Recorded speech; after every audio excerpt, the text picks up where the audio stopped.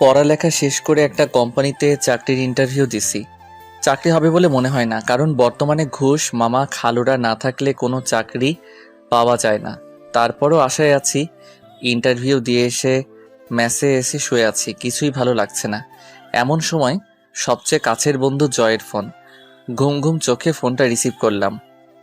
কিরে, কই তুই? কেন, কি হয়েছে? কিছু না, আমরা যেখানে প্রতিদিন বসে আড্ডা দিই সেখানে চলে আয়। আচ্ছা, তুই একটু অপেক্ষা কর, আমি আসছি। তারপর ফ্রেশ হয়ে রওনা দিলাম। আমি হলাম অভ্র। দুনিয়াতে আপন বলতে কেউ নেই। আর যার সাথে ফোনে কথা বলছিলাম সে হলো আমার কলেজ জীবনের বন্ধু জয়। এখন আপন বলতে সেই আমার কাছের লোক। আপনাদের সাথে কথা বলতে বলতে আমার গন্তব্যে পৌঁছে গেলাম। কিরে, এত জরুরি তলব, কি হয়েছে? তেমন কিছু না। তা তো চাকরির ইন্টারভিউর কি খবর? চাকরিটা কি হবে? তুই তো জানিস বর্তমান এত সহজে চাকরি পাওয়া যায় না। তারপরও তারা বলছে 2 দিন পর জানাবে। আরে তুই কোনো টেনশন করিস না, দেখিস চাকরিটা ঠিক হয়ে যাবে। হুম, তাই যেন হয়। তারপর জয়ের সাথে আড্ডা দিয়ে রাতে ম্যাচে ফিরলাম। 2 দিন পর দুপুরবেলায় ম্যাচে শুয়ে আছি, এমন সময় ম্যাচের কেয়ারটেকার এসে একটা চিঠি দিয়ে গেল। চিঠিটা খুলতেই দেখলাম 2 দিন আগে যেই কোম্পানিতে চাকরির ইন্টারভিউ দিছিলাম চিঠিটা সেখান থেকে এসেছে। চিঠিটা পড়ে দেখলাম চাকরিটা হয়ে গেছে। আমি এটা দেখে সাথে সাথে জয়কে ফোন দিলাম। হ্যালো জয়, কোথায় তুই? কেন, কি হয়েছে? আরে ভাই, ফোনে বলা যাবে না, তুই তাড়াতাড়ি দেখা কর। আচ্ছা, আমি এখনই আসছি। তারপর জয় আসলো। এবার বল, কি এমন কথা যা ফোনে বললি না? আরে দোস্ত, তুই তো জানিস যে 2 দিন আগে আমি একটা চাকরির ইন্টারভিউ দিছিলাম। হ্যাঁ, তো কি হয়েছে? আজ সেই কোম্পানি থেকে চিঠি আসছে। তা চিঠিতে কি লেখা আছে? দোস্ত, চাকরিটা হয়ে গেছে। বলিস কি রে, তাড়াতাড়ি ট্রিট দে। আরে বোকা, শুধু কি ট্রিট? চল, আজ আমার পক্ষ থেকে তোকে ডিনার করাবো। তারপর ডিনার শেষে তাড়াতাড়ি চলে আসি, কারণ কাল সকালে আবার জীবনের নতুন একটা ধাপ শুরু হতে চলছে। মানে আমার চাকরি জীবনের শুরু। সকালে ঘুম থেকে উঠে তাড়াতাড়ি অফিসের জন্য তৈরি হয়ে রওনা দিলাম, যাতে প্রথম দিন যে করেই হোক দেরি না হয়। অফিসের লিফটে প্রবেশ করার সময় কিছু একটার সাথে ধাক্কা খেলাম, কিন্তু কিসের সাথে যে ধাক্কা খেলাম তা খেয়াল করি না।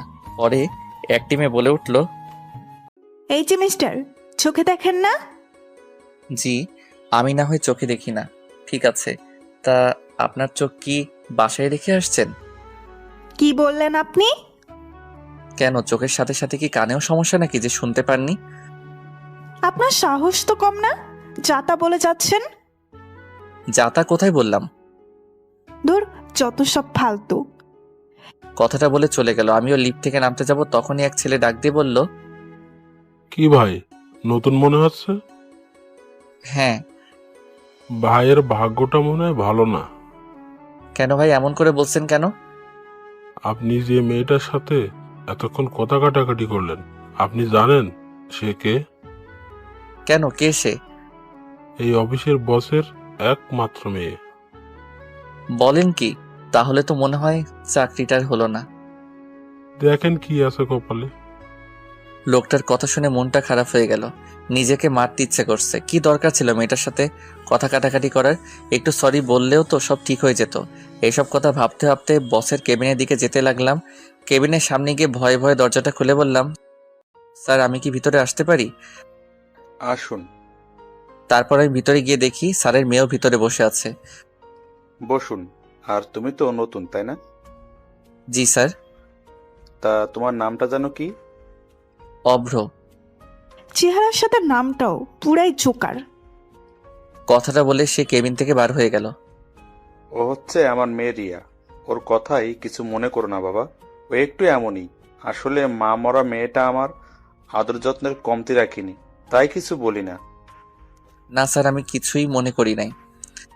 মনে মনে আল্লাহকে অসংখ্য ধন্যবাদ দিলাম, কারণ রিয়া স্যারকে কিছুই বলে নাই। রিয়ার নামটা যেমন সুন্দর, রিয়া দেখতেও অনেক সুন্দর, শুধু একটু রাগী। তাহলে যাও, তাহলে আজ থেকে কাজে লেগে পড়ো। তারপর স্যারের কেবিন থেকে বের হয়ে গেলাম। ম্যানেজার সাহেব আমাকে একটা কেবিন দেখিয়ে দিলেন। আমি গিয়ে সেখানে বসলাম। এভাবে সময়টা খুব ভালোই কাটছিল। এর ভিতরে ম্যাচ চেঞ্জ করে এখন একটা ফ্ল্যাট বাসায় থাকি। একদিন স্যার আমাকে তার কেবিনে ডাকলেন। আমি কেবিনের দিকে যাচ্ছি আর ভাবছি হঠাৎ স্যার কি মনে করে ডাকলেন। এইসব কথাগুলো ভাবতে ভাবতে স্যারের কেবিনের সামনে চলে এসেছি। দরজার সামনে গিয়ে আমি বললাম, স্যার আসতে পারি? আরে অভ্র, আসো আসো, ভেতরে এসে বসো। ধন্যবাদ স্যার। আমাকে হঠাৎ করে ডাকলেন কেন স্যার? ও হ্যাঁ, এই নাও। আমার দিকে একটা কার্ড এগিয়ে দিয়ে, এটা কিসের কার্ড স্যার? এটা হচ্ছে আমার একমাত্র মেয়ে রিয়ার বিয়ের কার্ড।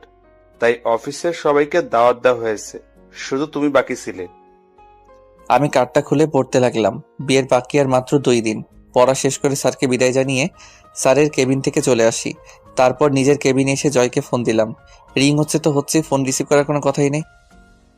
হ্যালো, কিরে, ফোন ধরতে এত দেরি করলি কেন? একটু কাজে ব্যস্ত ছিলাম, এই আর কি। খুব কি ব্যস্ত নাকি? আরে না, বল তুই কেন ফোন দিলি? আজ বিকেলে একটু দেখা করিস। কেন রে, কিছু হয়েছে নাকি? না রে, তোর সাথে একটু কাজ আছে। আচ্ছা, তাহলে বিকেলে দেখা হচ্ছে। ওকে। বিকেলে জয়ের সাথে দেখা করতে গেলাম। কিরে, তোর আসতে এত দেরি হলো যে?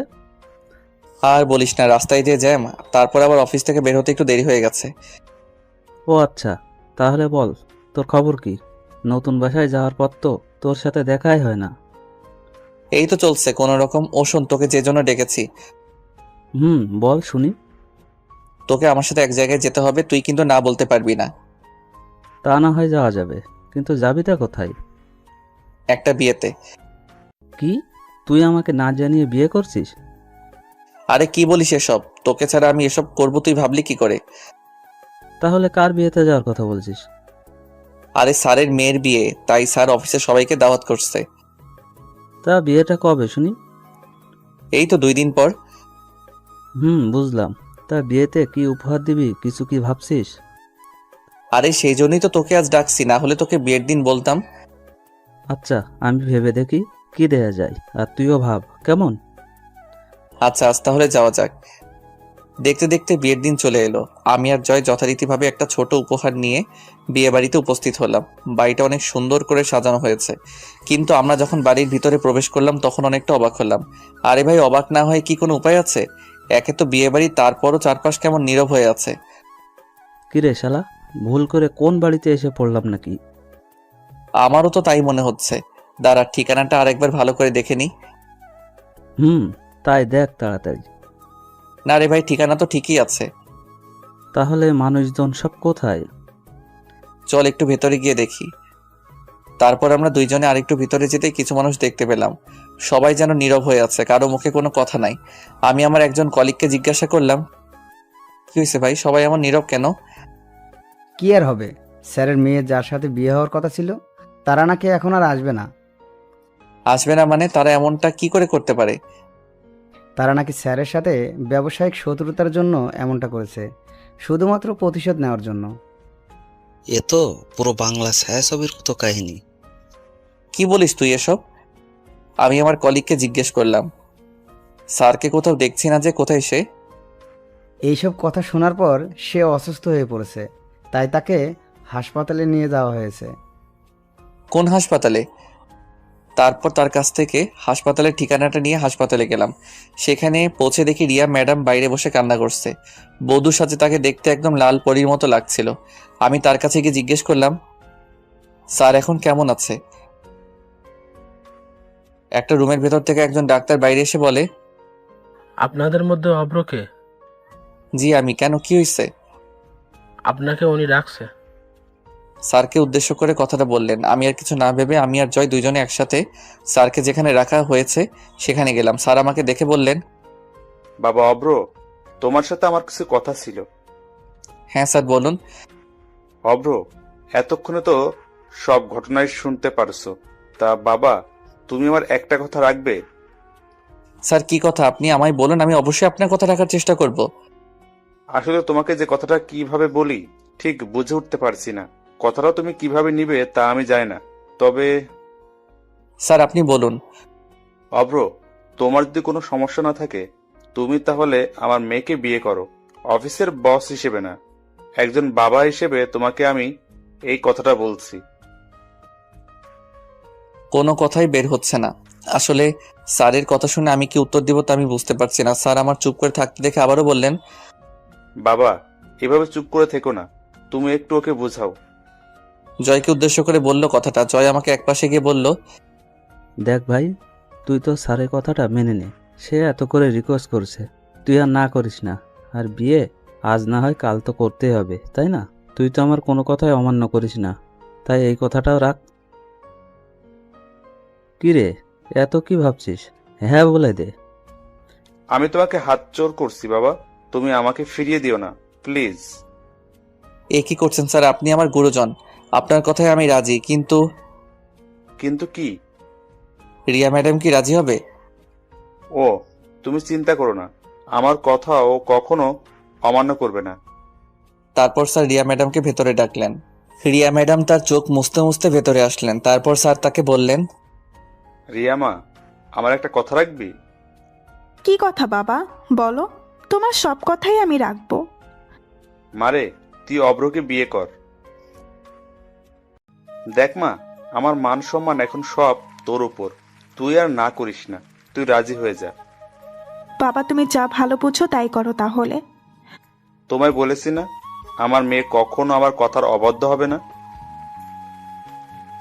তাহলে আজই তোমাদের বিয়ে হবে।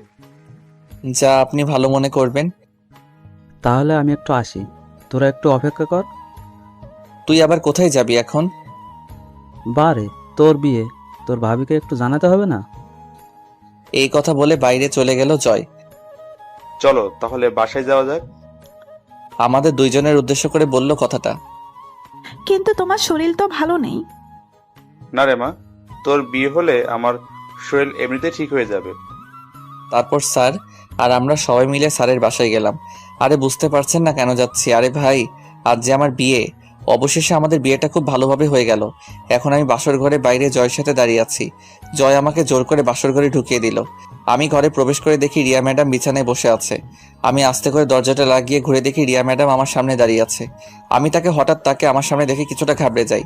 আমি ভাবছিলাম সে হয়তোবা আমাকে সালাম করার জন্য খাট থেকে নেমে আসছে, কিন্তু আমার ধারণাকে ভুল প্রমাণ করে সে আমাকে যা বলল তা শোনার জন্য আমি মোটেও প্রস্তুত ছিলাম না।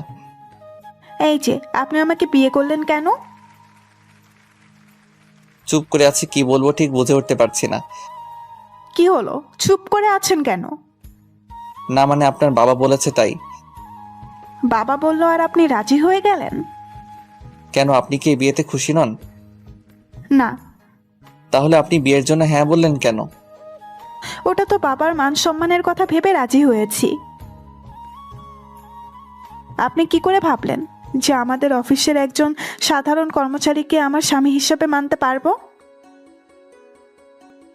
মাথা নিচু করে রিয়া ম্যাডামের কথাগুলো শুনছি। আর হ্যাঁ, খবরদার, যদি কখনো স্ত্রীর অধিকার দেখাতে আসেন তো বুঝতেই পারছেন। কি হলো, কিছু বলছেন না কেন? আচ্ছা, আপনি যেমনটা ভালো বুঝবেন। এখন ঘুমাতে চান? আচ্ছা, এই বলে খাটের দিকে যাচ্ছি, আবারও রিয়া ডাক দিলেন। এই যে, ওদিকে কোথায় যাচ্ছেন? কেন, আপনি না বললেন ঘুমাতে যেতে? আপনাকে কি খাটে গিয়ে ঘুমাতে বলছি? যত সব। তাহলে আমি কোথায় শুব? আমি কি জানি, যেখানে খুশি সেখানে শুবেন, কিন্তু খাটে না।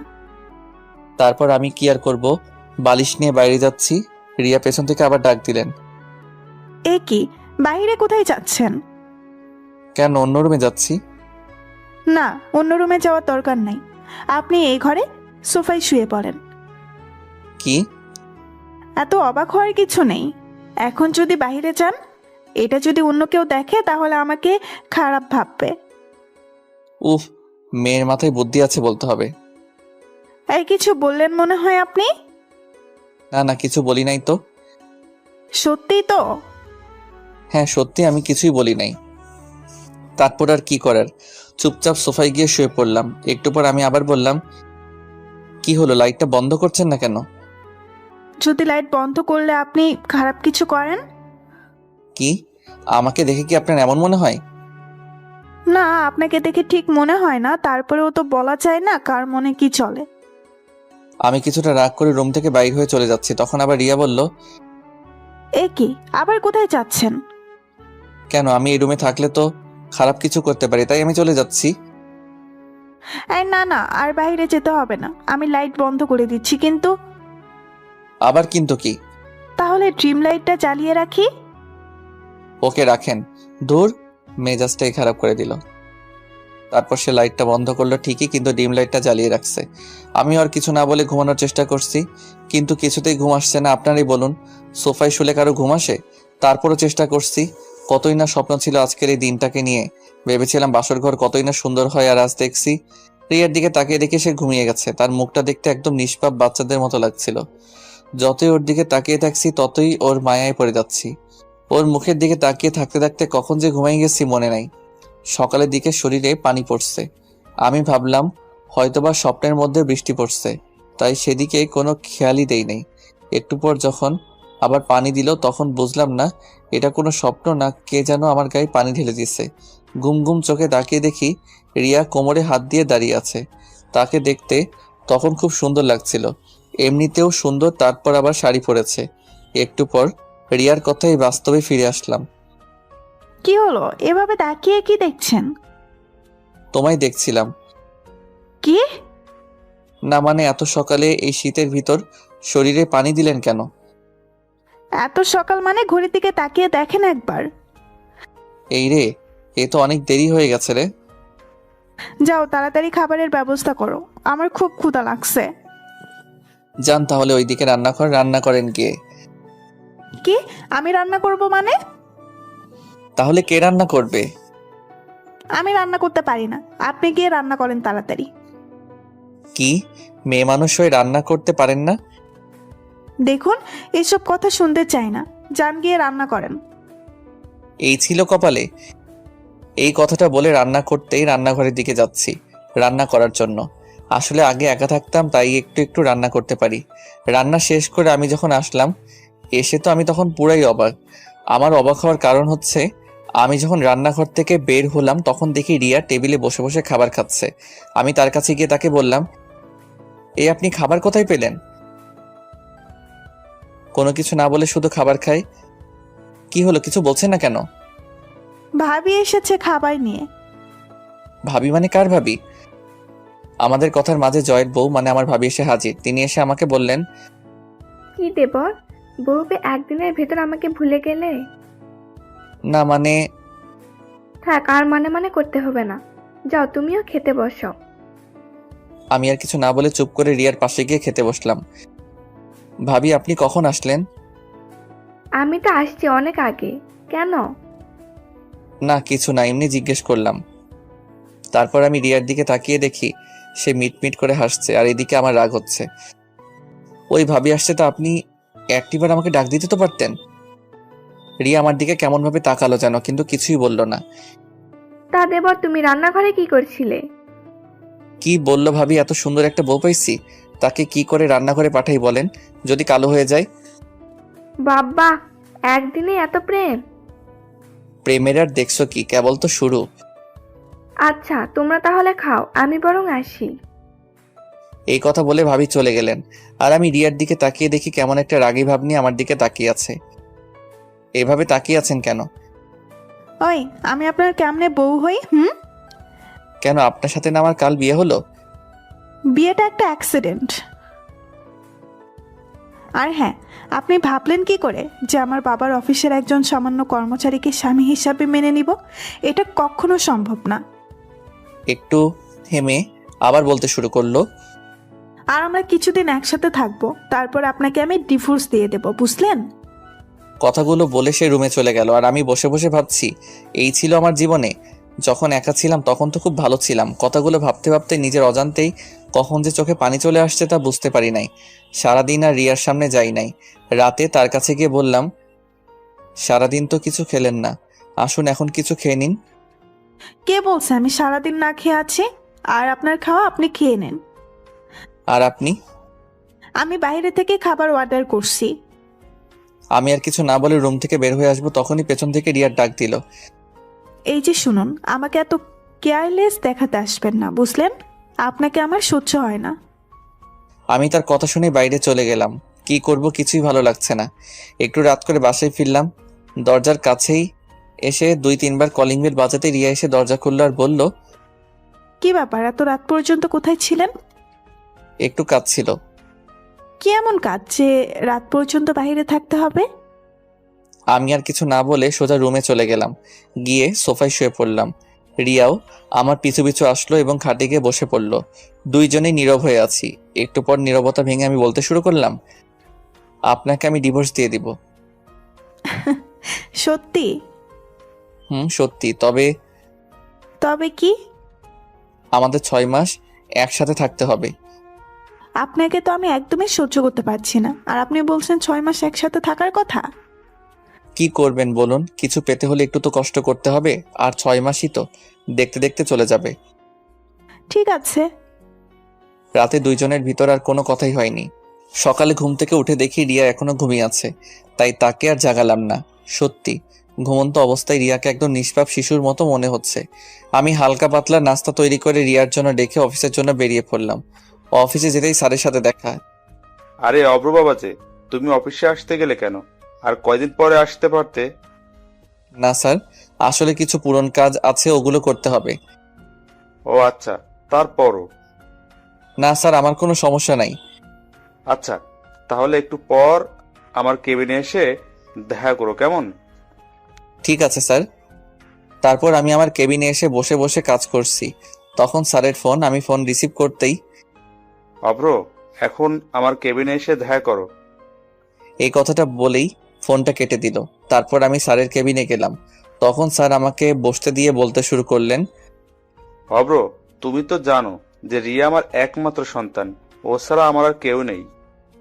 আপনার কথা আমি ঠিক বুঝতে পারছি না। এই যে আমার এই যে সম্পত্তি দেখছো, সবই তো এখন তোমাদের। তাই বলছিলাম কি, তুমি যদি এখন আমার কোম্পানির দায়িত্বটা নিতে। সরি স্যার, আমাকে মাফ করবেন। আমি আপনার এই কথাটি রাখতে পারবো না। কিন্তু কেন বাবা? আমি আপনার মেয়ের স্বামী বলে আপনি আমাকে আপনার কোম্পানির দায়িত্ব দিতে চাচ্ছেন, কিন্তু আমি এটা চাই না। আমি বিয়ের আগে যেমন আপনার অফিসের কর্মচারী ছিলাম, আমি চাই এখনো কর্মচারী হিসেবে থাকতে। কি বলবো বাবা তোমায়, তোমার প্রতি আমি এমনিতেই কৃতজ্ঞ। তারপরও আজ তোমার কথা শুনে গর্বে আমার বুকটা ভরে গেছে বাবা। কথাগুলো কেঁদে কেঁদে বললেন। এ কি স্যার, আপনি কাঁদছেন কেন?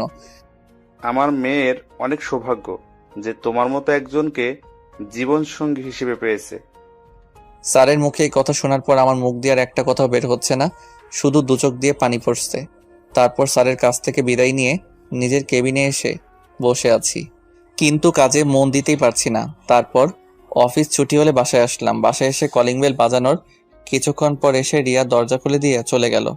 আমি ভেতরে প্রবেশ করার পর খাবার টেবিলের দিকে চোখ যেতেই মনটা খারাপ হয়ে গেল, কারণ আমি সকালে যে খাবার রিয়ার জন্য রেখে গেছিলাম সে খাবার এখনো সেখানে আছে। তার মানে রিয়া আমার বানানো খাবার খায়নি। এটা দেখে আমার মন আরো খারাপ হয়ে গেল। এর ভিতর জয়ের ফোন। আমি ফোন রিসিভ করতেই, হ্যালো। কিরে বন্ধু, বিয়ে করে আমাদের একদম ভুলে গেলি নাকি? কি যে বলিস তুই, তোকে কি কখনো ভুলতে পারি? বুঝি তো, নতুন বউ নিয়ে খুব সুখে আছো মনে হচ্ছে। সুখে আছি না ছাই, তোকে যদি বলতে পারতাম কেমন সুখে আছি তাহলে তুই বুঝতে পারতি। কিরে চুপ করে আছিস কেন? কই চুপ করে থাকলাম? আচ্ছা, যদি ফ্রি থাকিস তাহলে দেখা করি। হ্যাঁ রে, ফ্রি আছি। তাহলে চলে আয় সেই জায়গায়। আচ্ছা, তুই অপেক্ষা কর। তারপর আমি বাসা থেকে বের হতে যাব, তখনই রিয়া আমাকে পেছন থেকে ডাক দিল। কোথায় যাও? কেন, কি হয়েছে? না, কিছু হয়নি, কিন্তু তুমি রাত করে বাড়ি আসবে, এতে আমার ঘুমের অসুবিধা হয়। আপনাকে জেগে থাকতে হবে না, আপনি বরং ঘুমিয়ে থাকবেন। তাহলে দরজা খুলবে কে? আমার কাছে দরজার আলাদা চাবি আছে, আপনি দরজায় তালা দিয়ে শুয়ে থাকবেন, সমস্যা নেই। ঠিক আছে। জানি না তোমাকে কিভাবে এতদিন সহ্য করব। এই কথাটা বলে রিয়া চলে গেল, আর আমিও বাসা থেকে বের হয়ে জয়ের কাছে গেলাম। কিরে আসতে এত দেরি করলি কেন? এই তো জ্যাম ছিল। ও আচ্ছা, তাহলে বল কেমন উপভোগ করছিস বিবাহিত জীবন? আরে বিবাহিত জীবন আর শুরু করলাম কোথায়, মাত্র তো 2 দিন হলো। তোর ভাগ্যটা অনেক ভালো, এত বড় লোকের মেয়ে তোর ঘরের বউ। বন্ধু, তার বলতে হবে না। মনের ভিতর কষ্ট রেখে মুখে একটা হাসি দিয়ে কথাটা বললাম। শোন, তোকে যে জন্য ডাকা হয়েছে, বল তাহলে। মানে আমাদের ভার্সিটির কিছু বন্ধুবান্ধব তোর বউকে দেখতে চাইছে। আমি বলেছি তোর কাছে শুনে তাদের জানাবো। জয়ের কথাটা শুনে চিন্তায় পড়ে গেলাম, কি করে রিয়াকে কথাটা বলি। সে তো কিছুতেই রাজি হতে চাইবে না, আর জয়কে বা না করি কিভাবে। কি হলো, চুপ করে আছিস কেন? কোনো সমস্যা? না, কোনো সমস্যা নাই। আমি বরং বাসায় গিয়ে তোকে ফোন করে জানাবো এই বিষয়ে। আচ্ছা ঠিক আছে। জয় আর আমি আরো কিছু কথা বলে যে যার বাসায় চলে আসলাম। বাসায় এসে দরজা খুলে ভেতরে প্রবেশ করলাম। রুমে গিয়ে দেখি রিয়া ঘুমিয়ে আছে। ঘুমিয়ে থাকা অবস্থায় তাকে দেখতে অনেক সুন্দর লাগছে। রাতে আর তাকে ঘুম থেকে ডাকলাম না, আমি সোফায় গিয়ে শুয়ে পড়লাম। সকালে ঘুম থেকে উঠে যথারীতিভাবে আমি রিয়ার জন্য নাস্তা বানিয়ে টেবিলে রেখে অফিসের উদ্দেশ্যে ঘর থেকে বের হয়ে আসি। রিয়া তখনও ঘুমিয়ে আছে। অফিসে এসে কাজ করছি আর মনের ভিতর শুধু একটা কথাই ঘুরপাক খাচ্ছে, কি করে রিয়াকে বলি যে আমার সকল বন্ধুরা তাকে দেখতে চাইছে। ও তো আমাকেই সহ্য করতে পারে না, আর আমার সাথে কথা বলার সময় এমনিতেই রেগে কথা বলে। অফিস ছুটির পর বাসায় এসে সোফায় বসে বসে ভাবছি, রিয়াকে কি এখন কথাটা বলবো? ধুর, যা আছে কপালে বলে দেই। আপনার সাথে একটা কথা ছিল। রিয়া টিভি দেখছিল, আমার কথা শুনে আমার দিকে মুখ ঘুরিয়ে বলল, আপনাকে তো আমার ভালোই লাগে না, আর কথা আর কি শুনবো। তারপরেও বলুন, কি বলতে চান? না মানে আমার কিছু বন্ধুরা আপনাকে দেখতে চেয়েছে। কেন আমাকে দেখতে চেয়েছেন কেন? আপনি আমার বউ না, তাই দেখতে চাইছে। ওই, আমি আপনার বউ হই? হ্যাঁ, আপনাকে বলছি আমি আপনাকে স্বামী হিসেবে মানি না, তাহলে আমি আপনার বউ হই কি করে? যত দ্রুত সম্ভব আমাকে ডিভোর্স দিয়ে দিবেন, বুঝলেন? আমি আর কিছু বললাম না। রিয়ার কথাগুলো শুনে নিজের অজান্তেই চোখ দিয়ে এক ফোঁটা পানি চলে এলো। আমি রিয়ার সামনে থেকে চলে গেলাম। বারান্দায় দাঁড়িয়ে আকাশের দিকে তাকিয়ে ভাবছি, কি পাপ করেছিলাম যে যার জন্য আমাকে এত কষ্ট পেতে হচ্ছে। সকালে একটু তাড়াতাড়ি করে অফিসে চলে গেলাম। অফিসের কাজের ফাঁকে পকেটে হাত দিয়ে দেখি মোবাইলে টাকা নেই। মনে হয় সকালে তাড়াতাড়ি বাসা থেকে বের হওয়ার সময় মোবাইলটা ভুল করে বাসায় রেখে আসছি। এর মধ্যে স্যারের কেবিন থেকে ডাক আসলো, তাই স্যারের কাছে গেলাম। কেবিনে প্রবেশ করে দেখি একটি মেয়ে বসে আছে। আমি ভেতরে যেতে স্যার আমাকে বললেন, অভ্র, এনার সাথে পরিচিত হও। ইনি হলেন তোমার নতুন অ্যাসিস্ট্যান্ট মেঘা। মেঘা আমার দিকে হাসি মুখে হাতটা বাড়িয়ে দিয়ে বললেন, হ্যালো স্যার। হ্যালো। অভ্র, তুমি তাহলে মেঘাকে তার কাজ বুঝিয়ে দাও, কেমন? ঠিক আছে স্যার। তাহলে মিস মেঘা, তুমি অভ্রের সাথে যাও, সে তোমাকে তোমার কাজ বুঝিয়ে দেবে। Okay sir. তারপর আমি স্যারের কাছ থেকে বিদায় নিয়ে আমার কেবিনে চলে আসলাম, আর আমার পেছনে পেছনে মেঘাও আসলো। তারপর মেঘা আমাকে বলল, স্যার বলুন আমাকে কি করতে হবে? আপনার প্রথম কাজ হলো আমাকে স্যার বলা বাদ দিতে হবে। তাহলে আপনাকে কি বলে ডাকবো? আপনি আমাকে প্রয়োজন হলে নাম ধরে ডাকবেন, তবু স্যার বলবে না, আমার ভালো লাগে না। ডাকতে পারি, কিন্তু একটা শর্তে। কি শর্ত? আপনিও আমাকে আমার নাম ধরে ডাকবেন, আর আমাকে আপনি করে বলতে পারবেন না। আচ্ছা ঠিক আছে, এখন কাজের কথায় আসা যাক। ঠিক আছে। ওই যে কেবিনটা দেখছেন, ওটা এখন থেকে আপনার কেবিন। বাহ, ভালো তো, আপনার পাশে থাকা যাবে। কি বললেন? না কিছু না। তাহলে এখন আপনি আপনার কাজে যান। আবার আপনি করে বলছেন? আচ্ছা সরি, কেমন? যাও, তুমি তোমার কাজে যাও। এবার হয়েছে? হ্যাঁ। তারপর আমি আমার কাজ করতে লাগলাম। অফিস ছুটি হলে আমি রিক্সার জন্য বাইরে দাঁড়িয়ে আছি। তখনই মেঘা এসে বলল, কি ব্যাপার, তুমি এখনো এখানে দাঁড়িয়ে কেন? রিক্সার জন্য দাঁড়িয়ে আছি। ও আচ্ছা, তা তোমার বাসা কোথায়? কেন? না মানে যদি কিছু মনে না করো, আমি তোমাকে তোমার বাসায় পৌঁছে দিতে পারি। আরে তুমি যাও, আমি ঠিকই রিক্সা পেয়ে যাব। আরে আসো তো। অনেকটা জোর করে আমাকে তার সাথে রিক্সায় তুলে নিল। আমিও রিক্সায় উঠে তার থেকে একটু দূরে বসার চেষ্টা করছি, যেন তার শরীরের সাথে টাচ না লাগে। আমার এই কাজ দেখে মেঘা বলল, আপনার কি কোনো সমস্যা আছে? কই না তো। তাহলে এত দূরে সরে বসে আছেন কেন? না ঠিক আছে, আমার কোনো সমস্যা হচ্ছে না। কিন্তু আমার সমস্যা হচ্ছে। কি সমস্যা? তুমি যেখানে বসে আছো, যদি একটু ঝাঁকি লাগে তুমি তো পড়ে যাবে। তখন তো রাস্তার মানুষ ভাববে আমি তোমাকে ধাক্কা দিয়ে ফেলে দিছি। কি হলো, আমার দিকে এগিয়ে বসুন। তারপর আর কি করার, বাধ্য হয়ে তার দিকে এগিয়ে বসা লাগলো। এই মামা, রিক্সা থামাও। কেন রিক্সা থামাতে বলছো? কারণ আমার বাসার কাছে চলে আসছি। ও আচ্ছা, তাহলে বাই, কাল আবার দেখা হবে। এই কথা বলে মেঘা চলে গেল। আর আমি বাসার দিকে যাচ্ছি। বাসায় গিয়ে আমি যা দেখলাম তা দেখে তো আমি পুরাই অবাক। আমি বাসার ভিতর প্রবেশ করতে দেখে আমার সকল বন্ধুরা আমার বাসায় আসছে। এর মধ্যে জয় এসে বলে, কিরে, কেমন সারপ্রাইজ দিলাম? তোরা কখন আসলি? আমরা আসছি তো অনেক আগে। আমি মনে মনে ভাবছি, না জানি রিয়া কি করে। ও তো মনে হয় অনেক রেগে আছে। এখন এদের সামনে ওকে ম্যানেজ করি কিভাবে? আরে সকালে যখন ফোন দিলাম তখন তোর ফোন ভাবি রিসিভ করে, তারপর এইটুকু বলে থেমে যাই। আর আমি বাকি কথাটুকু শোনার জন্য আগ্রহ নিয়ে জিজ্ঞাসা করলাম, তারপর কি বল? আবার থামলি কেন? তারপর ভাবিকে সব খুলে বললাম যে আমাদের বন্ধুরা তাকে দেখতে চায়, আর ভাবিও আমাকে বলল চলে আসতে, তাই সবাইকে নিয়ে চলে আসলাম। জয়ের কথা শুনে আমি আমার কানকে বিশ্বাস করতে পারছি না যে রিয়া ওকে এই কথাগুলো বলেছে। একটু পর দেখলাম নাস্তা হাতে রিয়া আর ভাবি আসছে। রিয়াকে দেখে তো আমি অবাক, কারণ রিয়া আজ শাড়ি পরেছে, এতে তাকে আরো সুন্দর দেখা যাচ্ছে। আমি রিয়ার দিকে তাকিয়ে আছি, এমন সময় রিয়ার চোখে চোখ পড়তে সে আমার দিকে রাগীভাবে তাকালো। আর আমি তখন মাথা নিচু করে নিলাম। বন্ধুরা সবাই চলে যাওয়ার পর আমি রিয়ার কাছে গিয়ে যে ওকে বললাম, রিয়া, তোমাকে অসংখ্য ধন্যবাদ। হয়েছে, আর ধন্যবাদ দিতে হবে না, আমি সব বুঝতে পারছি। এগুলো সব আপনারই প্ল্যান। আমার প্ল্যান মানে? কি মনে করো তুমি আমি কিছু বুঝি না? বারে, আমি আবার কি করলাম বলবে তো?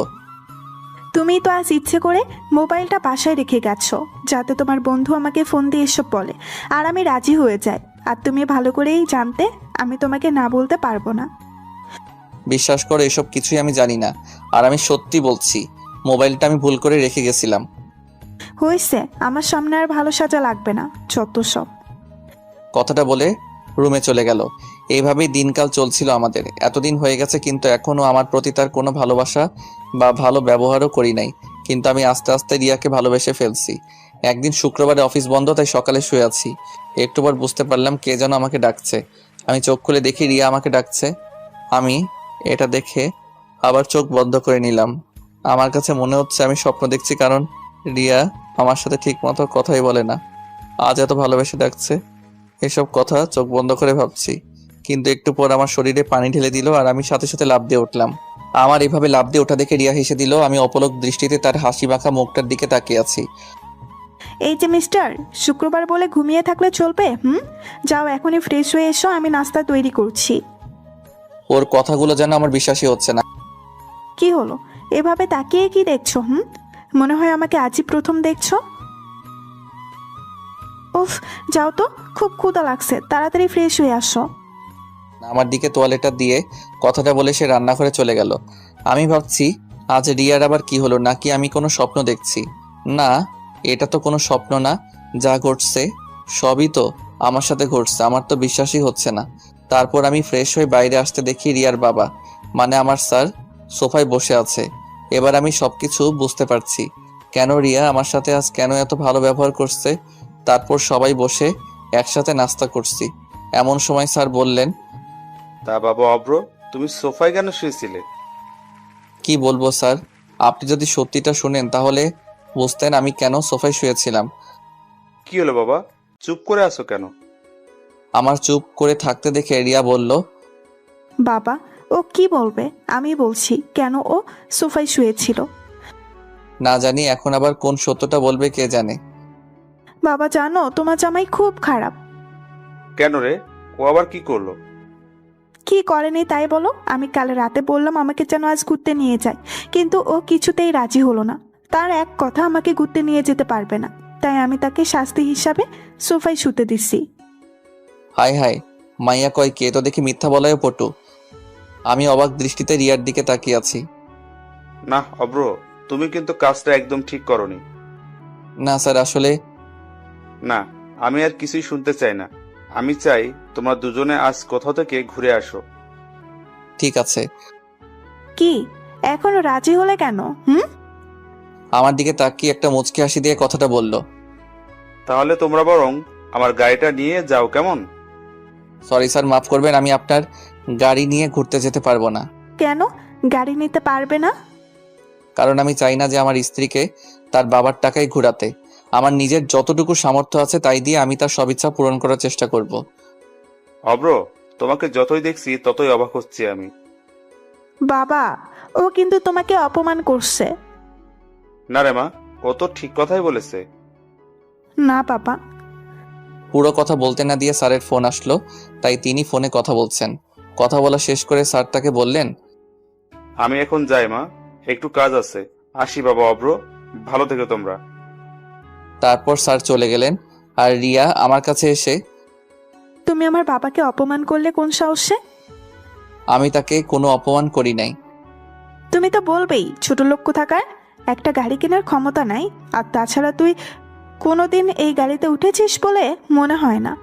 আর তুই কিনা আমার বাবার মুখের উপরে না বলে দিলি। রিয়া, তুমি কিন্তু একটু বেশি বুঝছো। আমি কিন্তু তাকে কোনো অপমান করে কথাগুলো বলি নাই। তুই অপমানের কি বুঝিস? হ্যাঁ, তোর মা বাবাকে যদি কেউ বলতো তাহলে তুই বুঝতি অপমান কাকে বলে। রিয়া আমার, তুমি কিন্তু কিন্তু কি? ও, আমি তো ভুলেই গেছিলাম, তোর তো মা বাবারই ঠিক নাই। রিয়া, জোরে চিৎকার করে উঠে রিয়াকে চড় মারলাম। কি করবো, রাগটাকে আর কন্ট্রোল করতে পারলাম না। কি শুরু করছো? কিছু বলছি না বলে তখন থেকে বাজে কথা বলে যাচ্ছ। নিজেকে কি মনে করো? হ্যাঁ। দেখলাম রিয়ার কোনো কথাই বলছে না, তার দুই চোখ বেয়ে পানি পড়ছে এবং আর কিছু না বলে সোজা রুমে গিয়ে দরজা লাগিয়ে দিছে। তারপর আমিও তাকে কিছু না বলে বাইরে চলে গেলাম। তারপর যখন মাথা একটু ঠান্ডা হলো তখন ভাবতে লাগলাম রিয়া আবার খারাপ কিছু করে না বসে। তাই আমি তাড়াতাড়ি বাসায় গেলাম। বাসার ভেতরে ঢুকে দেখি রুমের দরজা বন্ধ এবং ভিতর থেকে কান্নার আওয়াজ শোনা যাচ্ছে। তার মানে রিয়া এখনো কান্না করছে। আমি দরজায় শব্দ করলাম, সাথে সাথে কান্নার আওয়াজ থেমে গেল, কিন্তু দরজা খুলল না। বুঝতে পারলাম সে আমার প্রতি রাগ করে আছে। আমি কয়েকবার ডাকার একটু পর দরজা খোলার শব্দ শুনতে পেলাম। আমি রিয়ার দিকে তাকাতেই সে আবার খাটে গিয়ে শুয়ে পড়লো। তারপর আমি তার কাছে গিয়ে বললাম, আই এম সরি। আসলে তখন ওভাবে তোমার গায়ে হাত তোলা আমার একদম উচিত হয়নি। প্লিজ তুমি আমাকে মাফ করে দাও। তুমি কেন মাপ চাচ্ছ? মাপ তো আমার চাওয়া উচিত। আসলে ভুলটা তো আমার ছিল, তুমি বরং আমাকে মাফ করে দাও। প্লিজ তুমি মাফ চেও না। তারপরেও তুমি আমাকে মাফ করে দাও প্লিজ। আচ্ছা যাও, মাফ করে দিলাম। কিন্তু ম্যাম, আপনি কি আমায় মাফ করছেন? হ্যাঁ, করেছি। না, রিয়ার এই হাসি দেখে ওর প্রেমে পড়ে গেলাম। মেয়েটা হাসলে আসলে অনেক সুন্দর দেখা যায়। তারপর আমি ঘুমাতে গেলাম। শুয়ে শুয়ে ভাবছি রিয়া আমার সাথে এই প্রথম হেসে কথা বলল। এমন করে যদি প্রত্যেক দিন ও কথা বলতো, কিন্তু কি হবে, এভাবে হেসে কথা বলে আর তো কিছুদিন পর ওর সাথে আমার ডিভোর্স হয়ে যাবে। এই কথাটা ভেবেই মনটা খারাপ হয়ে গেল। সকালে ঘুম থেকে উঠে রিয়ার দিকে তাকিয়ে দেখি ওর মুখটা একদম লাল হয়ে আছে। কাল রাতের চরের দাগ এখন স্পষ্ট বোঝা যাচ্ছে। ওর মুখে দাগ দেখে নিজের প্রতি খুব রাগ হলো। ইচ্ছা করছে ওর মুখটা আলতো করে ছুঁয়ে দেই, কিন্তু তা করা যাবে না। যদি ওর মুখে হাত দেওয়ার সময়ও জেগে যায় তাহলে তো খুব রেগে যাবে। এই রে, অফিসে দেরি হয়ে যাচ্ছে, এখন আর নাস্তা বানানোর সময় নাই, তাই তৈরি হয়ে বেরিয়ে পড়লাম। আমি আমার কেবিনে বসে কাজ করছি, এমন সময় মেঘা এসে, আসতে পারি? আরে তোমরা আসার জন্য আবার পারমিশন লাগে নাকি, আসো। এরপর মেঘা ভিতরে এসে আমায় বলে, চলুন বাইরে যাই। এখন বাইরে? হ্যাঁ। না, আপনি যান, আমার কাজ আছে। তাহলে চলুন অফিসের ক্যান্টিন থেকে ঘুরে আসি। তা যাওয়া যায়, আমারও সকালে তাড়াতাড়ি কারণে নাস্তা করা হয় নাই। আমি জানি তো। তুমি কি করে জানো? আপনার মুখ দেখেই বোঝা যাচ্ছে। ও তাই নাকি? এত কথা না বলে চলো তো। তারপর আমি আর মেঘা দুইজনে নাস্তা করতে চলে গেলাম। নাস্তা করার এক পর্যায়ে মেঘা বলল, আচ্ছা অব্র, আমি দেখতে কেমন? কি হলো, বলছো না যে? কি বলবো? উফ, যা জানতে চাইছি তাই বলো। সত্যি কথা বলতে তুমি দেখতে খুবই সুন্দর। সত্যি? আরে হ্যাঁ। নাস্তা শেষে আমি আবার আমার কাজ করছি। অফিস ছুটি হওয়ার পর আমি সোজা আমার বাসায় চলে আসি। কলিং বেল দিতেই বরাবরের মতো রিয়া এসে দরজা খুলে দিয়ে চলে গেল। তারপর আমি ফ্রেশ হয়ে বাইরে বের হতেই রিয়া আমার দিকে অগ্নি দৃষ্টিতে তাকিয়ে আছে। আর তার এইভাবে তাকিয়ে থাকা দেখে আমি মনে মনে ভাবতে লাগলাম, আমি তো আজ এমন কোনো কাজ করি নাই যে রিয়া আমার প্রতি এভাবে রেগে থাকবে। তারপরও আমি ভয়ে ভয়ে জিজ্ঞাসা করলাম, ওভাবে আমার দিকে তাকিয়ে আছো কেন? কেন তাকিয়ে আছি তুমি বুঝতে পারছো না? না। বাসায় যে তুমি ছাড়া অন্য একজন মানুষ থাকে তুমি জানো না? অন্য কে থাকে আবার? কি? অন্য কেউ থাকে না? তাহলে আমি কে? বারে, তুমি অন্য একজন হবে কেন? এটা তো তোমারও বাসা, তাই না? তুমি তো আমাকে অন্য একজন মনে করো। আমি যে এই বাসাতে থাকি সেটাও তুমি ভুলে গেছো? কি বলছো এসব তুমি? ঠিকই তো বলছি। তাহলে তুমি আমার জন্য সকালে নাস্তা দিয়ে যাওনি কেন? তুমি জানো না আমি রান্না করতে পারি না? তুমি তো বাইরে থেকে খাবার নিয়ে আসো, তাই আমি। তাহলে এর আগে যে নাস্তা বানিয়ে রেখে যেতে, সেগুলো কার জন্য রেখে যেতে? চুপ করে দাঁড়িয়ে না থেকে খাবারের ব্যবস্থা করো। সকাল থেকে কিছুই খাই নাই, আমার খুব ক্ষুধা লাগছে। কি বলো তুমি এসব? সকাল থেকে কেন না খেয়ে আছো? তোমার প্রতি রাগ করে, তাই ভাবলাম যতক্ষণ না তুমি রান্না না করছো ততক্ষণ পর্যন্ত আমি কিচ্ছু খাবো না। আমার প্রতি কেন রাগ করে না খেয়ে থাকবে? না, তোমাকে বুঝতে হবে না। কেন কেন? যাও, তোমাকে আমার জন্য রান্না করতে হবে না, খাবো না আমি। এই কথা বলে আবার রাগ করে রুমে চলে গেল। হঠাৎ রিয়ার কি হলো যে আমার সাথে এত ভালো ব্যবহার করছে? মনে হয় ও ভেবেছে আর তো মাত্র কটা দিন আছে আমার সাথে থাকবে, তাই হয়তো আমার প্রতি দয়া দেখাচ্ছে। না, এসব আমি কি ভাবছি আবোল তাবোল। যাই এখন রান্নাঘরে গিয়ে রিয়ার ফেভারিট কিছু রান্না করে নিয়ে আসি। এই যে আমি তো রিয়ার কি কি পছন্দ তাই জানি না, এখন কি করি? অনেক ভাবার পর একটা বুদ্ধি মাথায় এলো। দেখি কাজে লাগিয়ে দিলাম ফোন স্যারকে, মানে রিয়ার বাবাকে। আরে অভ্র বাবা যে, কেমন আছো? জি স্যার, ভালো আছি। আপনি কেমন আছেন? আমিও ভালো আছি। আর শোনো, কথায় কথায় এত স্যার স্যার করো কেন? আমি তোমার অফিসের বস, কিন্তু এখন তো তুমি অফিসে নাই যে স্যার স্যার বলবে। তাই এখন থেকে বাবা বলে রাখবে, কেমন? Okay sir. আবার স্যার? সরি বাবা। এখন ঠিক আছে। তা জামাই, কি করতে রাতে ফোন দিলে? না মানে আপনার মেয়ে কি কি খেতে ভালোবাসে তা যদি একটু বলতেন। কেন, তুমি আবার আমার মেয়ের জন্য রান্না করবে নাকি? এই তো, এই আর কি। আচ্ছা বলছি, শোনো। তারপর স্যারের কাছ থেকে রিয়ার প্রিয় খাবারের নাম জেনে সেটা রান্না করতে লাগলাম। জানি না কতটুকু ভালো হবে। রান্না শেষ করে টেবিলে সবকিছু সাজিয়ে রেখে রিয়াকে ডাকতে গেলাম। রিয়া, রান্না শেষ করে তাড়াতাড়ি খেতে আসো। আমি খাবো না। প্লিজ রাগ করো না, এসো খাবার খেয়ে নাও। বললাম না আমি খাবো না। আর তুমি এখান থেকে যাও তো, বিরক্ত করো না। আচ্ছা ঠিক আছে, তোমাকে আর বিরক্ত করব না। এই কথা বলে যেই অন্যদিকে ঘুরবো তখনই দরজা খুলে রিয়া চলে আসলো। তারপর আমার সাথে কোনো কথা না বলে সোজা খাবার টেবিলে গিয়ে বসে পড়লো। আর আমি তাকে খাবার বেড়ে দিয়ে বললাম, এই নাও তোমার প্রিয় খাবার। ওয়াও, এটা যে আমার প্রিয় তুমি জানলে কি করে? সেটা জেনে কি করবে, তুমি বরং খেয়ে দেখো কেমন হয়েছে। তারপর রিয়া খাবার মুখে দিয়ে আমার দিকে রাগীভাবে তাকালো। এটা দেখে আমি বুঝতে পারলাম খাবার বেশি ভালো হয়নি। এই খাবার তুমি বানিয়েছো? হ্যাঁ। সত্যি বলছো তো? আমি জানি বেশি ভালো হয় নাই। এই কথাটা বলে মাথা নিচু করে আছি, তখনই রিয়া জোরে জোরে হাসি দিয়ে বলে, আরে বোকা, কে বলছে খারাপ হয়েছে? খাবারটা অনেক অনেক ভালো হয়েছে, মনে হচ্ছে পুরো রেস্টুরেন্ট থেকে আনা। সত্যি বলছো? একদম সত্যি বলছি, তুমি নিজেই খেয়ে দেখো। না তুমি খাও, তারপর আমি খাবো। না, তা হবে না, আমরা একসাথে খাবো। তারপর আর কি করার, একসাথে খাওয়া শেষ করে ঘুমাতে গেলাম। ঘুম থেকে উঠে রিয়ার দিকে তাকিয়ে আসি, কেন জানি না ওর দিকে তাকিয়ে থাকতে আমার খুব ভালো লাগছে। তারপর অফিসে চলে আসলাম। আজ একটু কাজ কম, তাই বিকালে ছুটি দিয়ে দিল। অফিস থেকে বের হতে মেঘা এসে বলে, আজ তো তাড়াতাড়ি ছুটি হয়ে গেল, চলুন কোথাও বসে চা বা কফি খাওয়া যাক। এই বিকালে মন্দ হয় না। তারপর আমি আর মেঘা একটা কফি শপে আসলাম। কফি শপের ভিতরে গিয়ে বসতে দেখি আমার সামনে টেবিলে রিয়া আর কিছু মেয়ে, মনে হয় রিয়ার বন্ধু হবে। তারপর মেঘা বলল, তোমার জন্য কি অর্ডার করব? যেটা তোমার ভালো লাগে সেটাই অর্ডার করো। আমি আর চোখে রিয়ার দিকে তাকিয়ে দেখি রিয়া বারবার আমার দিকে তাকাচ্ছে এবং আমার সাথে মেয়েটাকে তাকে দেখার চেষ্টা করছে, কিন্তু পারছে না, কারণ মেঘা মুখোমুখি হয়ে বসেছিল। কফি চলে এলো, আমি আর মেঘা কফি খাচ্ছি আর গল্প করছি। আমি এমনভাবে আছি যে আমি রিয়াকে দেখি নাই। আমি একবার রিয়ার চোখের দিকে তাকিয়ে দেখি সে পুরো রেগে গজগজ করছে। আমাদের কফি খাওয়া শেষ হলে আমরা চলে যাওয়ার জন্য বাইরে এলাম। আমি বুঝতে পারছি আমার পেছন পেছন রিয়াও আসছে। আমি সেটা দেখে মেঘাকে বললাম, মেঘা চলো ওদিকটাই যাই, ওখানে একটা সুন্দর পার্ক আছে। চলো তাহলে। তারপর দুইজনে একটা রিকশায় চড়ে রিয়ার সামনে দিয়ে চলে গেলাম। ঘোরা শেষ হলে রাতে বাসায় ফিরলাম। বাসায় এসে দেখি দরজাটা আগে থেকেই খোলা, তাই আমি ভেতরে প্রবেশ করি। একটু পর রিয়া আমার কাছে এসে বলে, কোথায় ছিলে এত সময়? কোথায় থাকবো, আবার অফিস ছিলাম। তোমার অফিস তো অনেক আগেই ছুটি হয়ে গেছে, এত সময় কোথায় ছিলে? বন্ধুদের সাথে ছিলাম। ও আচ্ছা, তা মেয়েটা কে শুনি? কোন মেয়ে? এই যে যার সাথে কফি শপে এত হাসাহাসি করে কথা বলছো। তুমি জানলে কিভাবে যে আমি কার সাথে বসেছিলাম? তা আমি দেখেছি তোমাদের দুজনকে। তাই নাকি? এখন বলো মেয়েটা কে? আমার ফ্রেন্ড বলতে পারো। তোমার ফ্রেন্ড হলে সেদিন আসলো না যে? এই তো কিছুদিন হলো ওর সাথে পরিচয়টা।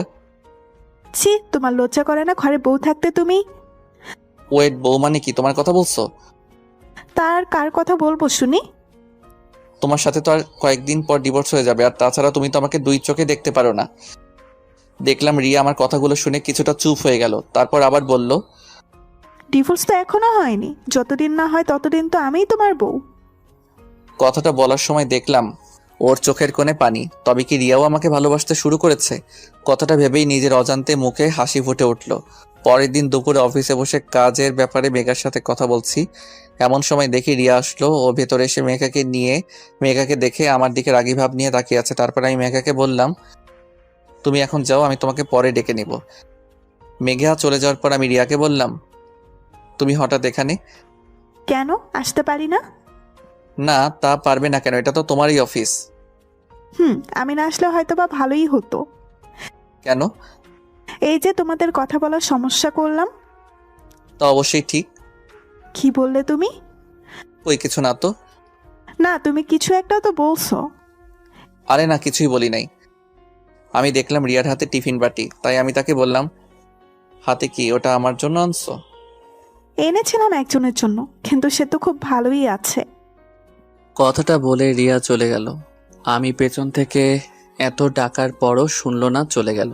তারপর আমি কেবিনে বসে আছি, এমন সময় মেঘা এসে বলে, অভ্র, মেয়েটা কে? কেন তুমি জানো না?